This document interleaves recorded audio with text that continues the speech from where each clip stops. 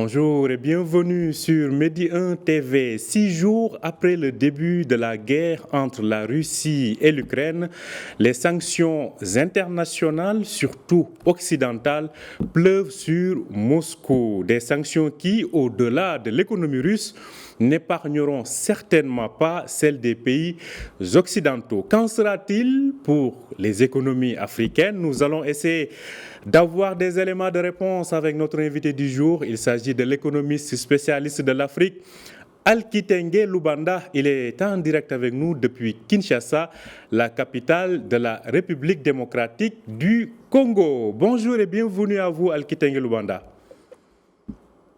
Bonjour et content de pouvoir être avec vous ce matin. Merci, le plaisir est partagé. Alors, globalement, on parle de conséquences sur les gens qui sanctionnent que sur ceux qui seront sanctionnés. Qu'en sera-t-il pour les autres, comme l'Afrique par exemple? Vous savez, ce qui est en train de se passer donne des indicateurs immédiats. Le premier indicateur dont les Africains sont justement capables de saisir l'importance, c'est la répartition des ressources. L'une des ressources que nous subissons de manière pleine aujourd'hui, c'est le blé. On a observé directement, dès que cette guerre a commencé, que la répartition du blé a commencé à changer d'origine. Ça veut dire qu'en fait, les grandes puissances vont privilégier les équilibres intérieurs, ça veut dire l'Occident, avant l'Afrique. Mais de manière globale, le blé commence déjà à monter de prix. Et vous le savez très bien, les Africains consomment beaucoup de pain. À partir du moment où le blé est touché, tout le reste va être touché. Mais toute la question ici est une question de géopolitique. Ça sous-entend qu'en fait, les uns et les autres vont tenter de manière locale de rebalancer les équilibres et malheureusement, le continent déficitaire, ce sera l'Afrique. Alors, vous dites qu'on va essayer de rebalancer les équilibres. On en a vu en tout cas des exemples avec le Covid. Dans le fret maritime, on a vu comment les priorités ont provoqué des pénuries, notamment sur le transport de marchandises et de conteneurs. Cela dit, vous parlez du blé. Quelles autres ressources pourraient être impactées pour l'Afrique? Mais les premières ressources qui seront impactées, c'est les ressources énergétiques, en l'occurrence les produits pétroliers. Il faut savoir que la Russie joue un rôle extrêmement important dans l'alimentation d'une grande partie de l'Europe en termes de gaz. Et ce qu'ils ne peuvent pas faire avec le gaz, ils devront trouver des alternatives. Et s'ils trouvent des alternatives, vous pouvez être malheureusement sûr que c'est l'Afrique qui paiera le prix. La raison pour laquelle je le dis, c'est que, comme vous le savez très bien, l'Afrique, même les pays producteurs, ne sont pas nécessairement des pays qui raffinent leurs produits. Ça sous-entend qu'en fait, l'Afrique est dépendante de l'Europe, de l'Occident de manière générale, en termes d'approvisionnement. Et ça va avoir un impact réel. Parce qu'il ne faut pas oublier, le Moyen-Orient va entrer dans la danse. Et la première direction, ce sera de pouvoir donner des solutions aux partis en déséquilibre en fonction des accointances. Les partis qui sont proches de l'Occident vont devoir prioriser leur stock vers l'Occident et les partis qui sont partenaires de la Russie vont prioriser leurs ressources vers la Russie. Et en parlant de la Russie, leur partenaire privilégié, ce sera la Chine et probablement l'Iran. Alors, cela dit, quand même, avec la hausse attendue et qui est déjà d'ailleurs effective des cours mondiaux de pétrole et de gaz, ne pensez-vous pas que l'heure est venue quand même pour les exportateurs africains d'hydrocarbures de tirer leur épingle du jeu malgré tout? C'est exact, mais faites attention. L'Afrique en grande partie est exportatrice des produits bruts. Ça sous-entend qu'en fait certains pays reçoivent des dividendes immédiats tout à fait observables. Mais l'Afrique est quand même un importateur net des produits pétroliers. Et donc ce qu'on aura gagné sur quelques pays, on l'aura perdu sur l'ensemble du continent. Donc, ce qui appelle donc à peut-être un meilleur, en tout cas, rééquilibrage ou bien en tout cas pousser vers plus de raffinement sur le continent. Alors, revenons-en au blé. Vous l'avez évoqué tout à l'heure. Qui dit blé, quand même, dit consommation. Vous avez parlé du pain, etc. Alors, à ce propos-là, pensez-vous qu'aujourd'hui, sur le continent, il y a des alternatives possibles en termes de fourniture de cette denrée-là?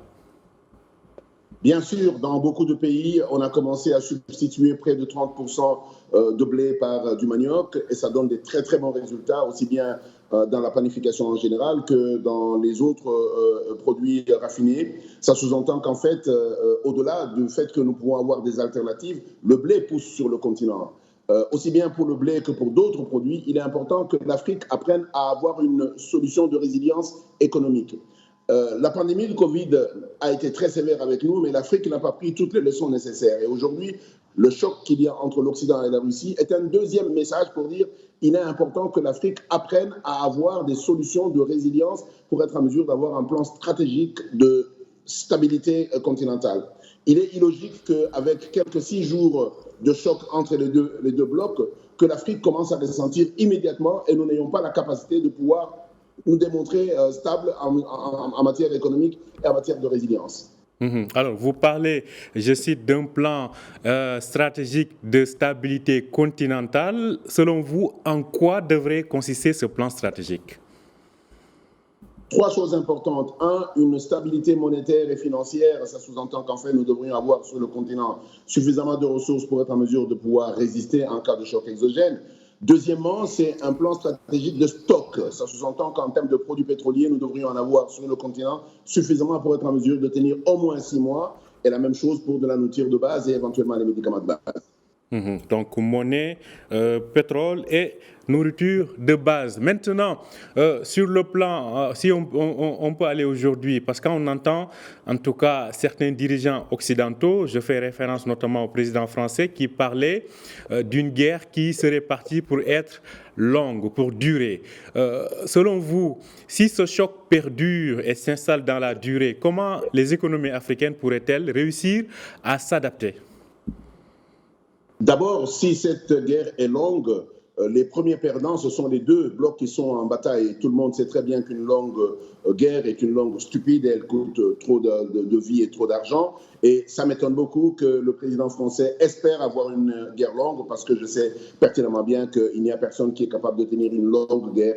Et aujourd'hui, plus la guerre sera longue, plus les gens vont s'énerver, plus ils vont utiliser des méthodes non conventionnelles de guerre et tout le monde peut imaginer les risques. Je suppose et j'espère beaucoup que cette guerre va plutôt être très courte et très rapidement, les gens vont revenir à la raison. Mais prenons le pire des cas. Si jamais cette guerre s'installait dans la durée, vous pouvez être sûr que ça va être très difficile pour le monde entier, les pays développés aussi bien que les pays africains. Et parlons des Africains, la première des choses que l'on va avoir, c'est des maladies qui ne seront pas soignées, mais également la famine qui va s'installer. Et ça, c'est dû à l'impréparation aux situations catastrophiques comme celle dans laquelle nous sommes aujourd'hui, même si nous n'en sommes pas responsables.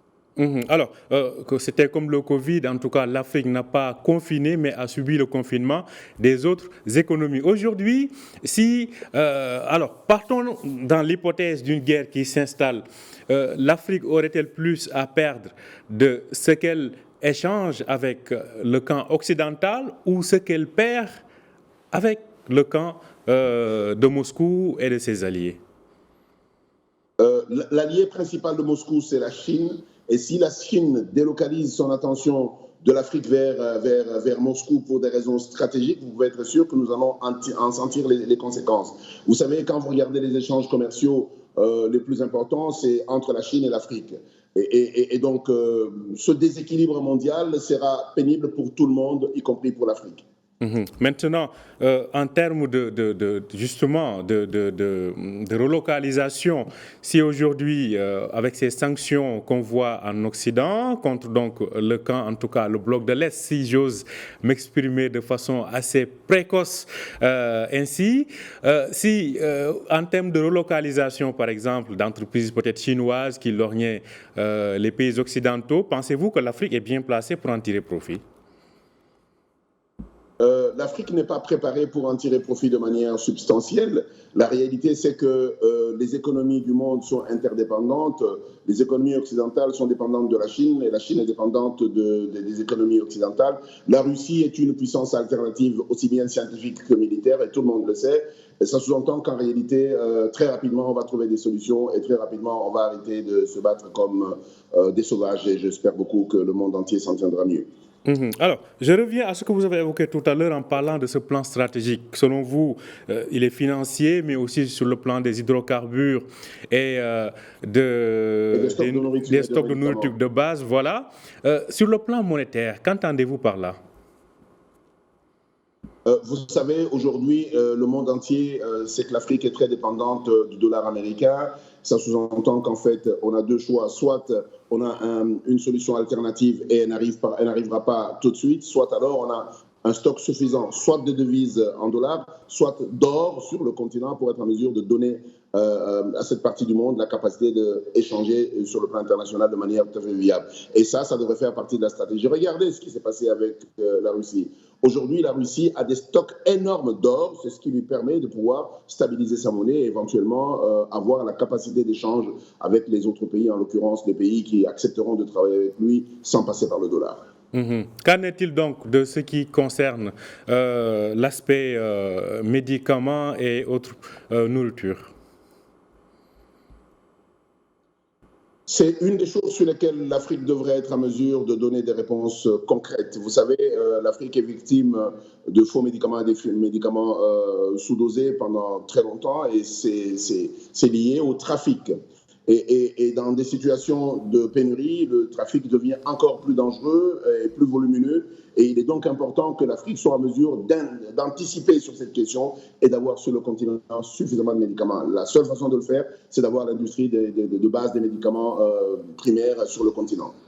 Alors, à ce propos, avec les différentes initiatives continentales lancées par l'Union africaine et les pays du continent, je pense à la ZLECAf, je pense à pas mal d'autres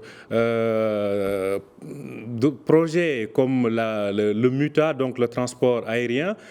Tout cela, pensez-vous que toutes ces initiatives auront permis ou auront été utiles à atténuer ce choc qui se profile à l'horizon? La seule chose qui manque là-dessus, c'est le fil conducteur, cette réflexion stratégique qui consiste à regarder le continent comme un bloc et être en mesure de lui donner des réponses concertées. Aujourd'hui, on parle de ZLECAf, mais on a encore 10 ans pour y arriver. Je pense simplement qu'on n'a pas le temps et il est important que, de manière assez rapide, une task force stratégique de réponse d'urgence soit mise sur pied au niveau de l'Union africaine pour être en mesure de configurer les cas les plus difficiles pour être en mesure de donner des réponses de résilience. Il est inacceptable que chaque fois que le monde tousse de quelque part où qu'il tousse, nous soyons les premières victimes simplement parce que nous sommes dans l'impréparation la plus totale. Dans l'impréparation la plus totale. Maintenant, s'il y avait des solutions africaines à ces problèmes d'ailleurs qui naissent, qu'alliez-vous proposer au-delà de ce que vous avez dit tout à l'heure en termes de plan stratégique continental? La pauvreté n'est pas une alternative. Vous savez, dans une situation de difficulté, les premiers qui souffrent, ce sont les pauvres.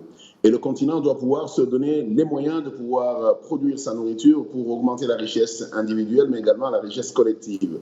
Et je crois que les rivalités inutiles que l'on observe sur le continent retardent ce travail. Et l'Afrique devrait savoir qu'elle ne peut évoluer qu'en un bloc. Et du nord au sud, il est important qu'on continue à se parler et qu'on mette en place des task forces pour être en mesure de pouvoir structurer une résilience économique et financière sur le continent. La situation du monde est en train de nous démontrer que chaque fois qu'une situation déséquilibre le monde, les premières victimes, c'est l'Afrique. Alors, ça me fait penser, en voyant ces images de l'Union africaine au dernier sommet UA, Union européenne, qui vient de se tenir donc à Bruxelles. À ce propos, 150 milliards d'euros sont promis à l'Afrique. On pense notamment à ce gigantesque projet européen de Global Gateway qui devrait financer pas mal d'infrastructures. Pensez-vous que ces promesses aujourd'hui sont plus que compromises? Leur réalisation en tout cas. Vous savez, lorsque la géopolitique s'invite sur le continent, chacun il vient avec les chiffres, mais il n'y a aucun continent qui se nourrira des chiffres. Ce dont on a besoin, c'est des véritables moyens déboursés pour être en mesure d'engager des travaux d'infrastructures structurantes sur le continent. Et là-dessus, la caisse du monde, c'est plutôt la Chine et pas l'Occident. Et aujourd'hui, les différentes promesses qui rivalisent consistent simplement à pouvoir s'attirer l'attention des uns et des autres. Je crois simplement que l'Afrique devra apprendre à vivre cash et pas de promesses. Vivre cash et pas de promesses. À ce propos, vous l'avez évoqué, la Chine aujourd'hui qui est le premier partenaire économique et commercial du continent, si on voit les nombreux projets qui sont lancés par-ci et par-là, quel impact réel, à quel impact réel devrions-nous s'attendre à ce propos-là? Il faut savoir que lorsque vous mettez dans le schéma chinois, par exemple, tout est fait en fonction des besoins de la Chine. Même quand la Chine vous prête de l'argent pour un certain nombre d'infrastructures, c'est généralement des infrastructures qui sont destinées à pouvoir faciliter l'exportation d'un certain nombre de biens vers la Chine. Je pense que la réflexion stratégique de l'Afrique aujourd'hui devrait de dire nous avons 1,4 milliard de personnes en Chine, 1,2 milliard en Inde et à peu près 500 millions aux États-Unis. Nous devrons être en mesure de considérer toutes ces populations comme des cibles et nous poser la question de savoir qu'est-ce que nous produisons pour essayer de leur vendre. Et c'est la seule chose qui peut nous permettre de gagner de l'argent. Emprunter de l'argent pour faire des infrastructures nous met dans une situation où, à un moment donné ou à un autre, cette génération ou la prochaine devra rembourser. Et ce n'est pas ça qui renforce le continent. Ce qui renforcera le continent, c'est notre capacité à produire pour être en mesure de vendre sur ces marchés qui, aujourd'hui, deviennent de plus en plus riches. Et je crois que c'est de là-bas que devra aller la stratégie africaine. Comment nous devenons des fournisseurs de la Chine, comment nous devenons des fournisseurs de l'Inde, comment nous devenons des fournisseurs de l'Occident en général et des États-Unis de manière particulière. Une dernière question, Alkitenge Lubanda, c'est quel pays africain voyez-vous émerger aujourd'hui pour ne serait-ce que répondre partiellement à la demande africaine, dans ce contexte bien sûr de crise? Dans ce contexte de crise, l'Afrique du Sud semble le pays le mieux préparé, mais tout le monde sait très bien que l'Afrique du Sud s'est fait dépasser par le Nigeria. Mais encore une fois, isolés, ces deux pays ne donnent pas de réponse ni à eux-mêmes ni aux autres. Je suis convaincu qu'il est important que du nord au sud, le continent se parle, parce que c'est dans la masse critique que se trouvent les réponses réelles et durables. Dans la masse critique que se trouvent donc les réponses réelles et durables. Merci à vous, Alkitenge Lubanda. Je rappelle que vous êtes économiste spécialisé donc sur l'Afrique. Vous étiez en direct avec nous depuis la capitale de la République démocratique du Congo, Kinshasa. Bonne journée à vous. Merci beaucoup. Bonne journée. Merci. Bonne journée. Bonne journée à vous aussi et merci de nous avoir suivis. Je rappelle que vous pouvez retrouver cet entretien sur notre site www.medianews.com. Bonne suite de programme sur Médien TV.